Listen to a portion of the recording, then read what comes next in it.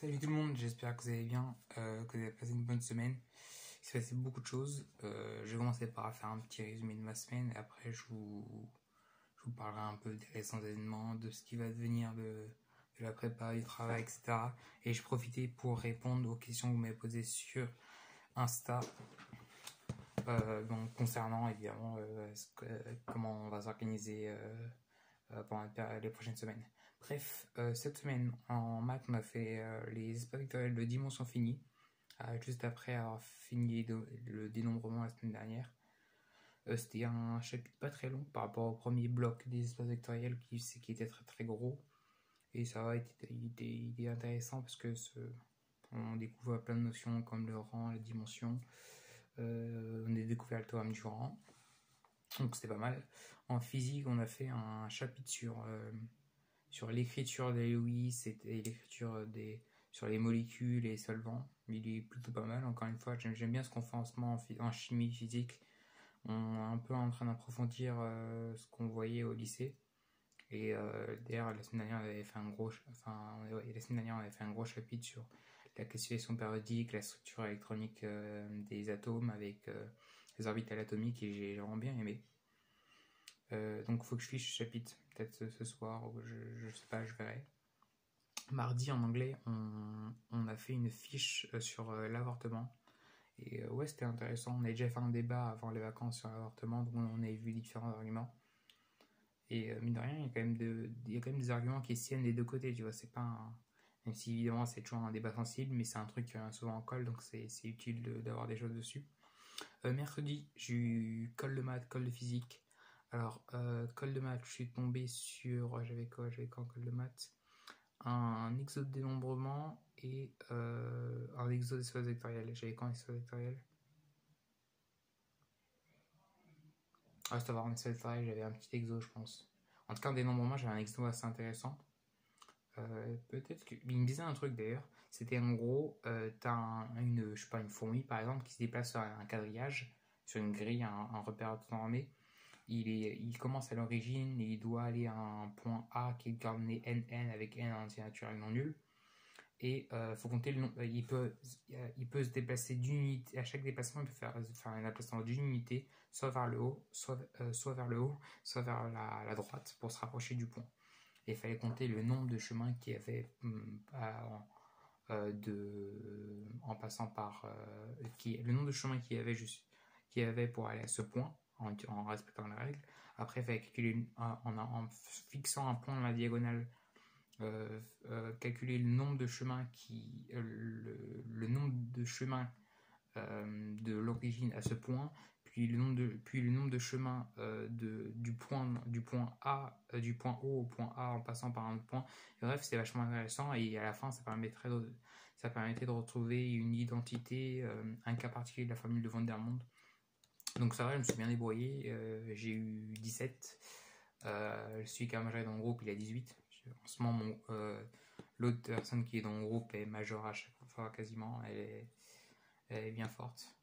En même temps, il est dans la tête de classe, donc voilà, c'est normal. Mais j'aime bien se faire une petite compétition qui pendant ce temps reste très saine et qui nous pousse un peu à progresser, parce que d'après ce qu'il me disait, avant que je vienne dans son groupe, il avait autour de 15-16, et maintenant il a minimum 17 à chaque colle de maths.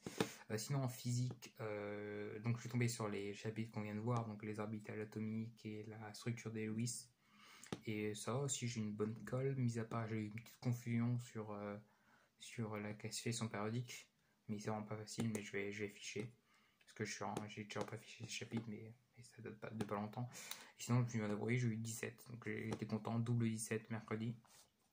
Sinon, j'ai profité mercredi ou je sais pas, jeudi, pour envoyer un mail à la colleuse de français pour lui demander de passer une colle X pour ma dernière colle de l'année. Donc elle m'a dit ok, elle m'a donné des ressources, il faut que j'aille voir si j'arrive à la passer. Mais bon, ça c'est un autre sujet. Et alors le soir, il y avait le PSG qui jouait. Donc j'ai pas bossé et j'étais bien content qu'on s'est qualifié avec un beau match. Ça faisait plaisir. Sinon, j'avais un gros DM de maths à faire. Là, je l'ai même pas fini. C'est vraiment le plus long DM que j'ai. En gros, il y avait plusieurs parcours. Un A, un B, 2A, 2B qui En gros, quand c'est A, c'est exercice classique, et quand c'est B, c'est exercice un peu plus difficile. Et vraiment, il est super long. Là, je suis à 8 pages, et j'ai toujours pas fini. Donc, je me demande si je vais pas presque atteindre les 10 pages. Bref, sinon, jeudi, il y a eu évidemment l'allocution du chef de l'État. Qui concerne qui notamment annonçait la fermeture des crèches, des écoles et des lycées à partir de demain.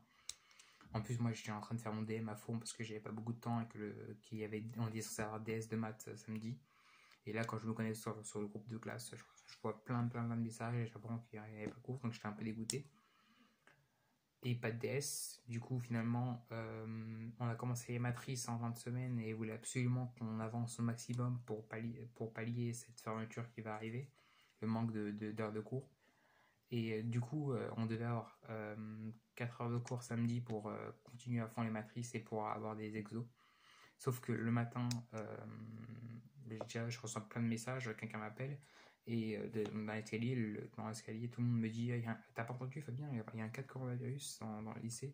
J'arrivais pas à y croire. Et en fait, il y a un élève de notre lycée qui a envoyé un message à son prof de PCSI pour lui dire que son médecin était sûr à 100% qu'il y avait le coronavirus. Et du coup, ça a fait un peu de peur dans le lycée. Et notre prof, elle avait vraiment peur, ça se voit, et c'est normal parce que quand même, du coup, elle a décidé de pas faire cours parce qu'elle s'est dit que c'est pas les bonnes conditions pour le faire, et elle a eu totalement raison. Après, vu que je suis délégué avec l'autre délégué de ma classe, on a été parler un peu avec elle pour évoquer les solutions possibles pour faire cours et tout ça. Elle pensait à nous envoyer déjà les cours, les cours en PDF, les exos, les corrigés, tout ça, c'est sûr. Et utiliser un logiciel qui permette en plus du cours, d'avoir un commentaire audio ou un commentaire vidéo, mais pas elle qui montre le PDF. Et elle peut pointer sur des trucs et nous expliquer. Donc à voir si ça peut se faire. Elle nous a dit que jeudi soir, elle a passé toute la soirée vendredi, elle a passé toute la soirée à voir si ça pouvait marcher sur Twitch. Franchement, nos profs, ils sont quand même très très dévoués parce qu'ils essayent toutes les solutions pour nous faire cours. Et ça, c'est incroyable. Même notre prof de physique, on a appris tout à l'heure que demain, il nous fera cours en visioconférence sur YouTube. Donc ça va être assez marrant.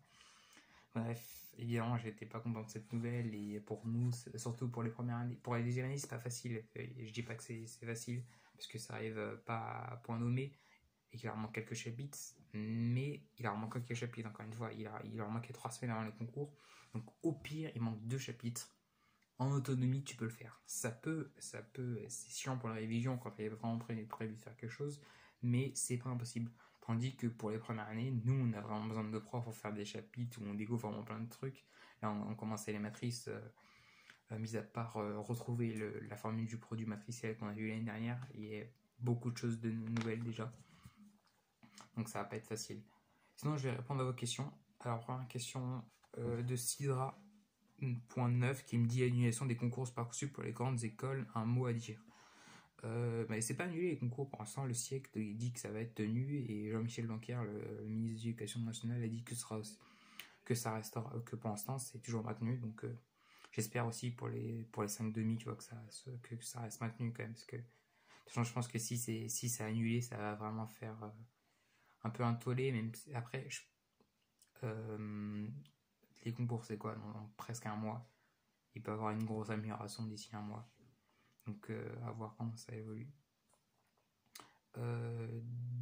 Anba qui me dit pourquoi tu as choisi Condorcet. Parce que c'est une prépa d'un niveau correct, bon, même bon, et que c'était proche de chez moi, donc je trouve que c'était le bon choix et la solution la plus simple. Alexandre, quelqu'un de ma classe, qui me dit à quand le prochain goûter. Ah ben on verra. Là c'est pas près d'arriver. Léo Royer qui me dit comment choisir entre PCSI, MPSI et une fac de physique ou de maths. Alors là c'est très large. Je dirais faut déjà penser à prépa ou fac parce que ça va être 2 choses différentes. Qu'est-ce qu'il pourrait choisir pour la fac? Peut-être une envie d'indépendance personnelle, peut-être une envie de pas d'être autonome, d'être responsable de sa propre scolarité totalement. Donc Donc ça peut être des arguments en faveur de choisir une licence. Et, et la prépa, ça peut être un défi personnel. C'est aussi si tu ne sais pas trop ce que tu veux faire. Une licence de physique et de maths, c'est très spécialisé. Si tu fais une licence de maths ou une licence de physique, tu te spécialises vers des métiers des mathématiques ou des métiers de la physique. Tandis que si tu fais une prépa scientifique, ça te laisse encore des portes ouvertes. D'autant que tu peux faire une PCSI et finalement t'orienter à la fin vraiment vers les maths, ça trouve, en faisant une psy. Mais ce que je dis, c'est qu'une fois que tu arrives en école d'ingénieur ou selon les écoles que tu as, tu peux encore te spécialiser dans un truc pour lequel tu n'étais pas pressenti au départ. Donc ça veut rien dire. Et la prépa, ça te laisse beaucoup de portes ouvertes. Donc ça dépend déjà. Qu'est-ce que tu comptes faire? Qu'est-ce que tu comptes faire? Est-ce que tu es sûr que tu veux faire un truc dans la physique, alors là, faire une licence de physique? Ou alors tu as un petit doute, tu aimes bien les sciences en général, tu vois, tu as un goût général pour les sciences. Dans ce cas-là, ne te ferme pas tout de suite les portes, c'est le conseil que je te donnerais. La prépa, c'est dur, mais c'est un bon défi. Comment se motiver en cette période Comment se motiver en cette période de confinement, me dit Paul ALTR. C'est pas facile. Il faut se dire qu'on travaille pour soi, que quand on est en première année, les concours c'est dans un an. Je pense que les deuxième année, ils n'ont pas besoin ils sont pas trop difficultés à se motiver parce que les concours ça arrive bientôt, donc et encore. Mais en première année, il faut dire que les concours c'est dans un an, c'est pas le moment de chômer, c'est pas le moment de se dire on est en vacances, il faut continuer à travailler.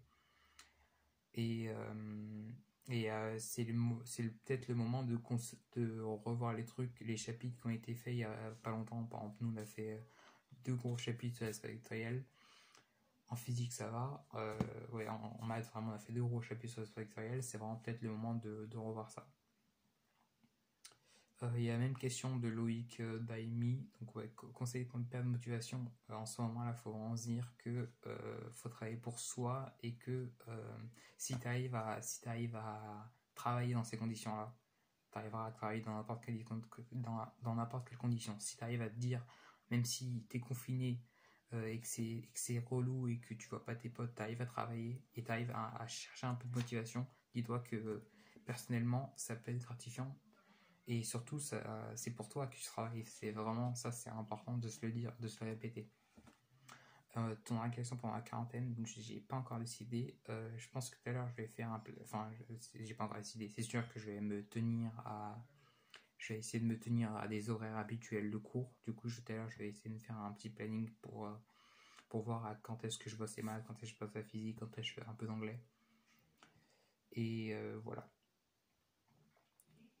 Elimac O qui me dit prends-tu du plaisir dans ta prépa, ambiance et travail?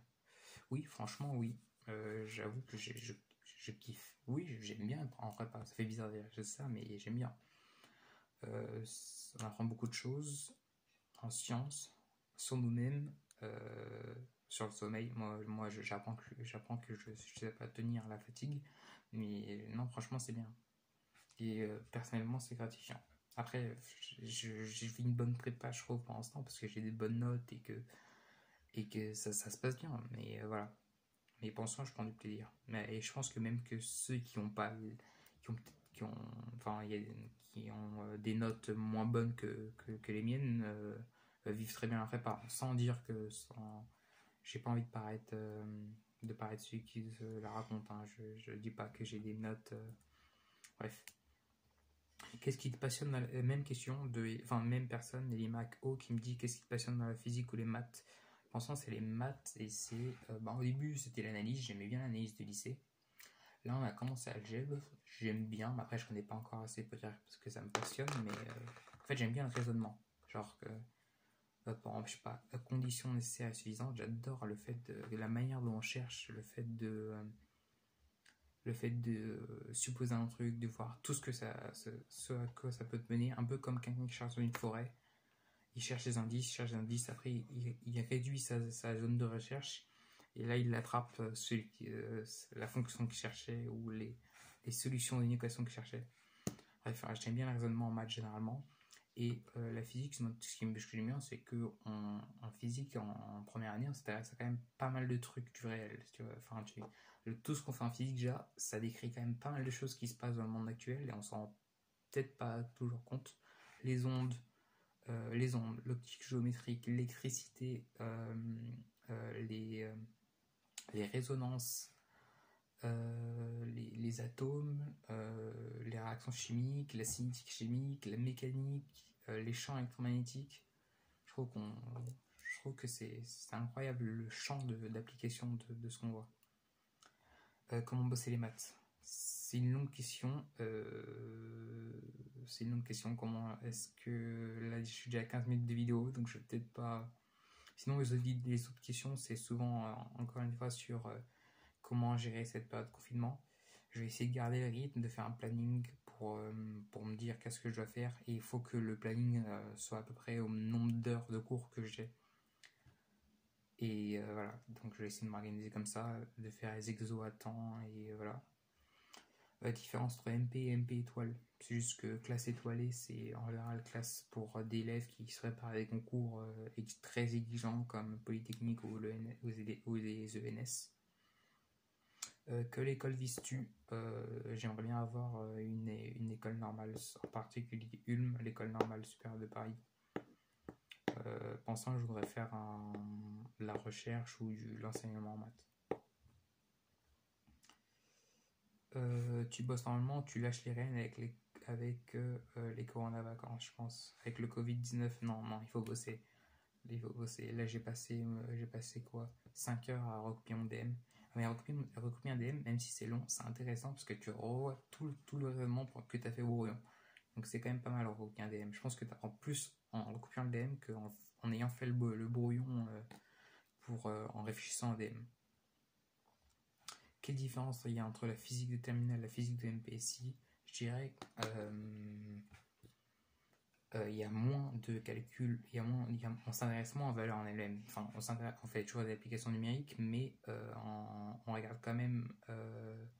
On demande beaucoup plus de faire des calculs littéraux, et parce que les calculs littéraux, c'est l'avantage de c'est général. On veut que notre modèle il s'applique à un cas général, pas que on connaisse quelques valeurs particulières.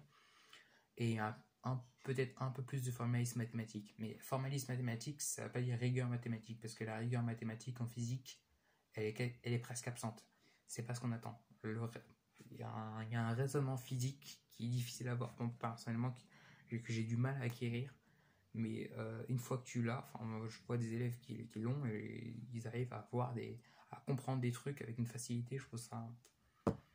Et en physique, en terminale, je trouve que c'était le cas, mais encore plus en prépa. Il faut vraiment très très bien lire le sujet. Genre, si tu lis mal le sujet, que tu loupes des informations, tu peux mal comprendre, tu vois. C'est pas comme en maths où c'est des hypothèses. Parfois, c'est vraiment, ça aide à la compréhension du tout, sans que pour autant ce soit un truc utile dans les calculs. Genre, je me rappelle, il y avait un exode mécanique sur un circuit électronique de voiture. Et à un moment, on s'intéressait à une portion de circuit. Et si tu avais bien lu le sujet, tu comprenais que la portion de circuit, elle était au sol. Et moi, j'avais pas compris parce que sur la feuille, c'était comme ça. Et du coup, j'ai mis le poids. Alors que non, en fait, j'ai mis une énergie potentielle. Alors que non, il n'y avait pas d'énergie potentielle parce qu'il n'y avait aucune variation d'altitude sur le trajet. Bref, j'espère que vous avez aimé cette vidéo, que j'ai pu répondre aux questions pour ceux à qui j'ai répondu, même si voilà, je crois pas qu'il y a d'autres questions. Peut-être que je ferai une vidéo générale sur comment bosser les maths, une vidéo par matière, genre comment bosser les maths, comment bosser la physique. Après, ce sera mon avis personnel évidemment. N'hésitez pas à mettre un like si vous avez aimé la vidéo. Si vous êtes encore là, mettez, mettez un smiley particulier en commentaire, je vous reconnaîtrai et je vous ferai des gros big up. Bref, passez une bonne soirée, faites attention à vous, restez chez vous, continuez à travailler. Et je vous dis à très vite pour de nouvelles vidéos. Vu que je suis tous en quarantaine, je ferai certainement beaucoup de vidéos. Ciao, bonne soirée.